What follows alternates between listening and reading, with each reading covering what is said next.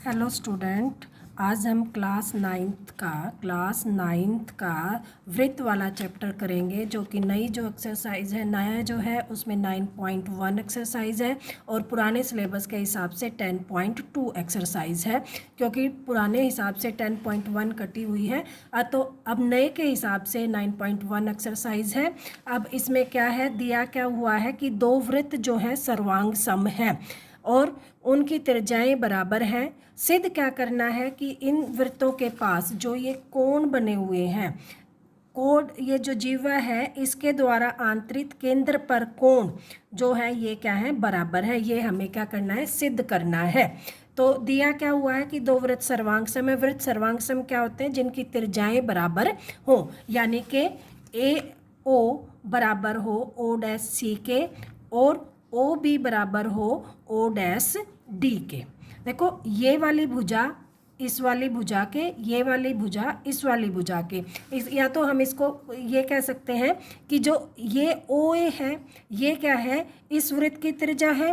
कौन से वृत्त की, मान लो इसको हम वृत्त दे दे पी और इसको दे दे क्यू, तो पी वृत्त की त्रिज्या ए ओ और क्यू वृत्त की त्रिज्या सी ओ डैश, दोनों के दोनों क्या होंगे, बराबर होंगे। क्यों होंगे, क्योंकि वृत्त हमें क्या दे रखे, सर्वांग सम। सर्वांग सम का मतलब होता है कि जितने भी वृत्त हों सबकी त्रिज्याएं क्या होती हैं, बराबर होती हैं। तो यहाँ दो वृत्त दे रखे हैं, दो वृत्त सर्वांग सम है, यानी कि दोनों वृत्तों की त्रिज्याएं क्या है, बराबर हैं। और ओ ए हमारी पी वृत्त की त्रिज्या है और सी डैश ओ जो है क्यू वृत्त की है। इसी तरह ओ बी जो है पी वृत्त की त्रिज्या है और ओ डैश डी जो है वो क्यू वृत्त की त्रिज्या है। आई थिंक आप लोगों को ये समझ में आ गया होगा कि ये जो त्रिज्याएं हैं वो बराबर क्यों है, क्योंकि वृत्त जो है सर्वांग सम है। ये हमें दे रखा है और ये दे रखा है कि ए भी एक जिह्वा है और सी डी भी एक जिह्वा है जो कि बराबर है। तो ये हमें सब कुछ दिया हुआ है। सिद्ध क्या करना है कि जीवा के द्वारा केंद्र पर जो आंतरिक कोण है, केंद्र क्या है, जो O है और यहाँ पर क्या है O डैश, इन पर जो आंतरिक कोण है वो बराबर होंगे। तो हमें यहाँ पर सिद्ध करना है कि A O B is equal to है कोण सी ओ डैश डी के। ये हमें सिद्ध करना है। तो ये हमें सिद्ध करना है तो हम क्या लिखेंगे, हल लिखेंगे कि हल क्या है कि ओ ए बराबर हो जाएगा ओ डैश सी का, और क्या लिखेंगे, ओ बी बराबर हो जाएगा ओ डैश डी के। क्यों है, यहाँ हम ब्रैकेट में लिखेंगे क्योंकि वृत्त क्या है, वृत्त सर्वांग सम है, सर्वांग सम है और उनकी जो त्रिज्याएं होती हैं, सर्वांग समवृत्त की जो त्रिज्या होती है वो क्या होती है, बराबर होती है। तो ये इसलिए बराबर है। सेम इसके लिए लिख देंगे कि ये भी ऐसे ही है तो ये बराबर है, और ए बी बराबर सी डी का लिखेंगे, दिया है, दिया है। अब देखो ये जो है किस त्रिभुज में, कौन सी त्रिभुज है, ए ओ बी और त्रिभुज सी ओ डैश डी में हमने लिखा O A is equal to O dash C, O B is equal to O dash D और A B is equal to C D दिया है। तो यहाँ से देखो ये भी क्या है, साइड है, ये भी क्या है, भुजा है, और ये भी क्या है, भुजा है। तो बाय एस एस एस नियम से क्या हो जाएगा, त्रिभुज ए ओ बी सर्वांग सम का ये निशान होता है, सर्वांग सम है त्रिभुज सी ओ डैश डी के। ठीक है, तो यहाँ से जब सर्वांग सम का मतलब होता है कि एक दूसरे के ऊपर बिल्कुल उसी को कवर कर लेना, उसको ढक लेना। एक त्रिभुज को अगर हम दूसरे के ऊपर रखें तो ये उसको पूरी तरह से कवर कर लेगी, और जब ये पूरी तरह से कवर कर लेगी, सर्वांग सम है, तो ये वाला कोण जो है इस वाले कोण के बराबर हो जाएगा। तो हम लिखेंगे कोण A O B is equal to होगा कोण सी ओ डैश डी के बाय, यहाँ लिख देंगे by C P C T. By C P C T का मतलब होता है सर्वांग समता नियम के अनुसार, और यही हमें सिद्ध करना था। तो ये हो गया हमारा प्रूव्ड। ठीक है, ये हमारा हो गया प्रूव्ड। तो इसी तरह से जो दूसरा क्वेश्चन है उस क्वेश्चन में भी देखो फिगर यही रहेगा, यही दोनों चीज़ें दे रखी हैं, क्वेश्चन में दे रखा है कि दो वृत्त सर्वांग सम है जिनकी त्रिज्याएं बराबर है, और क्या दिया है इसमें, जैसे क्या दे रखा था हमारी कि ये जो जिह्वा है इस जिह्वा के बराबर है।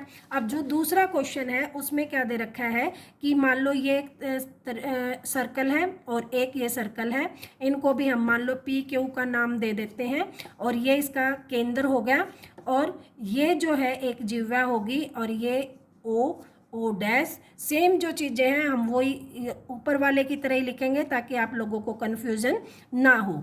इस दोनों में अंतर समझ लोगे क्वेश्चन में तो क्या है कि ये दो ए बी और सी डी दो जिह्वा दे रखी हैं और ये इनके केंद्र पर आंतरित कोण है।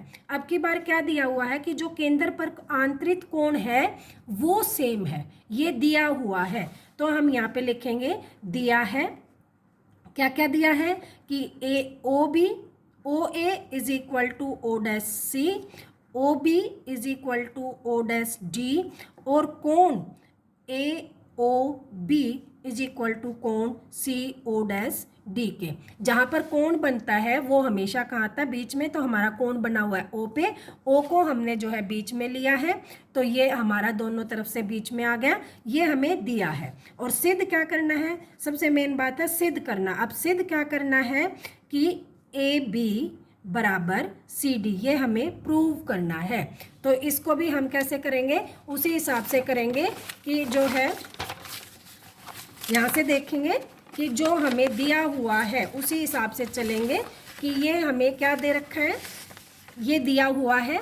तो अब हम देखो ये हमें सिद्ध करना है, तो इसमें हम क्या करेंगे कि हल करेंगे कि त्रिभुज ए ओ बी और त्रिभुज सी ओ डैश डी में क्या क्या है, A B A O is equal to C O dash K, B O is equal to D O dash K, और ये क्यों है, यहाँ पे हम वही चीज़ लिखेंगे कि दो वृत्त क्या है, वृत्त जो है वो सर्वांग सम है, और सर्वांग समवृत्त की जो त्रिज्या होती है वो क्या होती है, त्रिज्याएं जो होती हैं वो बराबर होती हैं।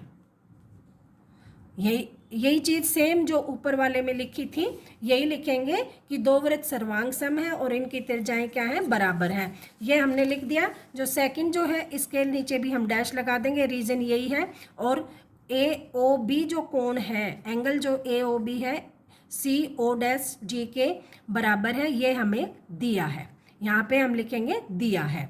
तो हमारी यहाँ भी क्या हो जाएगी, त्रिभुज ए ओ बी सर्वांग सम हो जाएगी त्रिभुज सी ओ डैश डी के। लेकिन अब की बार देखो यहाँ ये भुजा है, ये भुजा है, और ये क्या है, कोण है, एंगल है। तो बाय नियम एस ए एस से किससे होगी, भुजा कोण भुजा, इस नियम से त्रिभुज क्या हो जाएगी, सर्वांग सम हो जाएगी। तो सर्वांग सम होने पर हम क्या लिखेंगे कि भुजा ए बी बराबर क्या हो जाएगी, सी डी, और यही हमें सिद्ध करना था। आई थिंक आप लोगों को दोनों क्वेश्चन अच्छी तरह समझ में आ गए होंगे। अगर आप लोगों को कोई समझ में नहीं आए तो कमेंट्स करके पूछ लेना, लाइक करें, सब्सक्राइब करें। Thank you.